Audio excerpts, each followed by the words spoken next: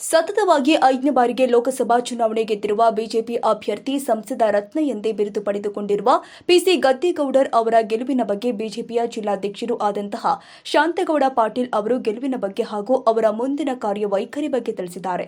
ಮತ್ತು ಇದು ನಮ್ಮ ಗೆಲುವು ಅಲ್ಲ, ನಮ್ಮ ಪಕ್ಷದ ಎಲ್ಲ ಕಾರ್ಯಕರ್ತರ ಗೆಲುವು. ಅವರ ಶ್ರಮ ನಮ್ಮನ್ನು ಎಂದು ಕೈಬಿಡುವುದಿಲ್ಲ. ನಾವು ಅವರೊಂದಿಗೆ ಎಲ್ಲ ಕಷ್ಟ ಸುಖದಲ್ಲಿ ಭಾಗಿಯಾಗಿ ಅವರೊಂದಿಗೆ ನಾವು ನಿಲ್ಲುತ್ತೇವೆ ಅಂತ ಹೇಳಿದ್ದಾರೆ. Manikanta Kengeri, news be alert, ಬಾದಾಮಿ.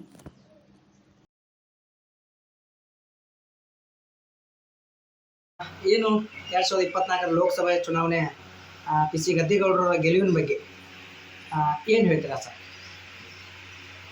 ಬಾಗಲಕೋಟೆ ಲೋಕಸಭಾ ಕ್ಷೇತ್ರದ ಚುನಾವಣೆಯಲ್ಲಿ ನಮ್ಮೆಲ್ಲರ ನಿರೀಕ್ಷೆಯಂತೆ ಸನ್ಮಾನ್ಯ ಪಿಸಿ ಗದ್ದಿಗೌಡರವರು ಗೆಲುವನ್ನು ಸಾಧಿಸಿದ್ದಾರೆ. ನಾವು ಯಾವಾಗಲೂ ಹೇಳ್ತಾ ಇದ್ವಿ, ಸನ್ಮಾನ್ಯ ಪಿಸಿ ಗದ್ದಿಗೌಡರು 5ನೇ ಬಾರಿಗೆ ಇಲ್ಲಿ ನಿಶ್ಚಿತವಾಗಿ ಗೆಲುವನ್ನು ಸಾಧಿಸ್ತಾರೆ. ಜನ ಅವರ ಬಗೆಗೆ ಒಲವಿದೆ. ಈ ದೇಶದಲ್ಲಿ 3ನೇ ಬಾರಿಗೆ ಸನ್ಮಾನ್ಯ ನರೇಂದ್ರ ಮೋದಿ ಅವರ ನೇತೃತ್ವದ NDA ಸರ್ಕಾರವನ್ನು ಅಧಿಕಾರಕ್ಕೆ ತರಬೇಕು ಅಂತಕ್ಕಂಥ ನಿಶ್ಚಯವನ್ನು ಜನರು ಮಾಡಿದ್ದು ನಾವು ಪ್ರಚಾರಕ್ಕೆ ಹೋದ ಸಂದರ್ಭದಲ್ಲಿ ಕಂಡು ಬರ್ತಾ ಇತ್ತು. ಆ ಕಾರಣದಿಂದ ನಾವು ಮೊದಲೇ ಹೇಳಿದ್ವಿ. ಅದೇ ರೀತಿ ನಮ್ಮ ಗೆಲುವು ಇವತ್ತು ಬಂದಿದೆ. ಮತಗಳನ್ನು ಬಾದಾಮಿಯಲ್ಲಿ ಪಡೆದಿದ್ವಿ. ಈ ಸಾರಿನೂ ಸಹ 10,000 ಮತಗಳನ್ನು ನಾವು ಇಲ್ಲಿ ಪಡೆದಿದ್ದೀವಿ. ಇಲ್ಲೇನು ನಮಗೆ ಆ ರೀತಿಯಾಗಿರ್ತಕ್ಕಂಥ ವ್ಯತ್ಯಾಸಗಳು ಕಾಣ್ತಾ ಇಲ್ಲ. ಒಂದೊಂದು ಚುನಾವಣೆಯಲ್ಲಿ ಒಂದೊಂದು ರೀತಿಯ ಪರಿಣಾಮ ಪ್ರಭಾವ ಇರುತ್ತೆ. ಅದರಿಂದ ಇಲ್ಲಿ ನಮಗೆ ಲೋಕಸಭಾ ಚುನಾವಣೆ ಬಾದಾಮಿಯ ಜನತೆ ಸಹಿತ 10,000 ಮತಗಳ ಲೀಡನ್ನು ಕೊಟ್ಟಿದ್ದಾರೆ. ನಮಗೆ ತೃಪ್ತಿ ಇದೆ.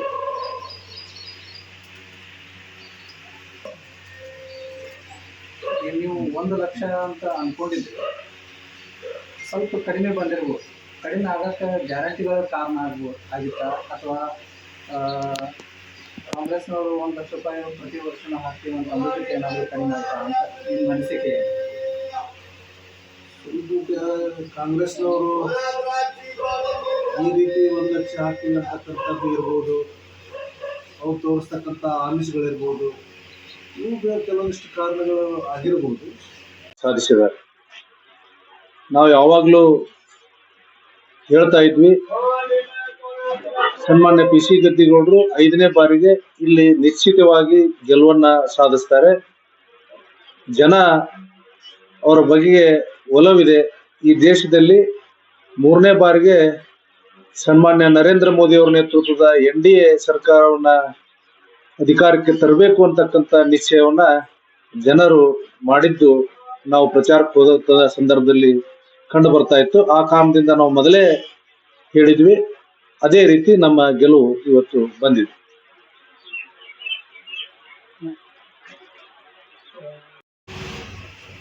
ಚುನಾವಣೆ ಘೋಷಣೆ ಆದಾಗಿನಿಂದನೂ 400 ಪಾರ್ ಅಂತೇಳಿ ತಮ್ಮ ಹೇಳಿ ಹಾಕಿತ್ತು ಘೋಷಣೆ. ಆದರೆ ಇವತ್ತಿಗೆ ಭಾಜಪದ 254 ಬಂತು. ಟೋಟಲ್ ಒಟ್ಟಾರೆಯಾಗಿ 290ಕ್ಕೆ ತಮ್ಮದು ನಿಂತದ್ದು. ಎಲ್ಲಿ ಹಿನ್ನಡೆ ಆಗಿರ್ಬೋದು ಅಂತ ತಮ್ಮ ರಾಷ್ಟ್ರದೊಳಗೆ ನಮ್ಮ ನಿರೀಕ್ಷೆ ಪ್ರಕಾರ, ಉತ್ತರ ಪ್ರದೇಶದೊಳಗೆ ನಿರೀಕ್ಷೆ ಪ್ರಕಾರ ನಮಗೆ ಸ್ಥಾನ ಬರಲಿಲ್ಲ. ಪಶ್ಚಿಮ ಬಂಗಾಳದಲ್ಲಿ ನಮ್ಮ ನಿರೀಕ್ಷೆ ಪ್ರಮಾಣದ ಸ್ಥಾನ ಬಂದಿಲ್ಲ. ನಾವು ಕರ್ನಾಟಕದಲ್ಲಿಯೂ ಸಹಿತ ನಾವು ಒಂದು 8 ಸ್ಥಾನಗಳನ್ನು ಕಳೆದ ಚುನಾವಣೆಗಳು ಮಾಡಬೇಕು. ಒಟ್ಟಾರೆ ಈ ರೀತಿಯಾಗಿರ್ತಕ್ಕಂಥ ಫಲಿತಾಂಶದಿಂದ ಸ್ವಲ್ಪ ನಮಗೆ ಸ್ಥಾನಗಳು ವ್ಯತ್ಯಾಸ.